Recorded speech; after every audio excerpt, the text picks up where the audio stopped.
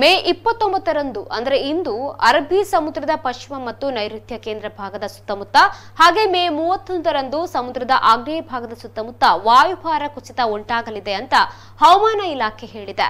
ಈ ಹಿನ್ನೆಲೆ ಮೀನುಗಾರರು ಸಮುದ್ರದಲ್ಲಿ ಮೀನುಗಾರಿಕೆಗೆ ತೆರಳದಂತೆ ಎಚ್ಚರಿಕೆ ನೀಡಲಾಗಿದೆ. ಭಾರತ ಸರ್ಕಾರದ ಹವಾಮಾನ ಇಲಾಖೆ ತಿರುವನಂತಪುರಂ ಹವಾಮಾನ ಕೇಂದ್ರದಿಂದ ಪಡೆದ ಅಧಿಕೃತ ಮಾಹಿತಿಯಂತೆ ಅರಬ್ಬಿ ಸಮುದ್ರದ ದಕ್ಷಿಣ ಪೂರ್ವ ಭಾಗ ಮತ್ತು ಪೂರ್ವ ಮಧ್ಯಭಾಗದ ವ್ಯಾಪ್ತಿಯಲ್ಲಿ ವಾಯುಭಾರ ಕುಸಿತದ ಪರಿಣಾಮವಾಗಿ ಸಮುದ್ರದಲ್ಲಿ ಅಲೆಗಳ ಅಬ್ಬರ ಜಾಸ್ತಿ ಇರುತ್ತೆ. ಆದ್ದರಿಂದ ಮೇ 31ರಿಂದ ಜೂನ್ 4ರವರೆಗೆ ಮೀನುಗಾರರು ಆಳ ಸಮುದ್ರ ಮೀನುಗಾರಿಕೆಗೆ ತೆರಳದಂತೆ ಎಚ್ಚರಿಕೆ ನೀಡಲಾಗಿದೆ.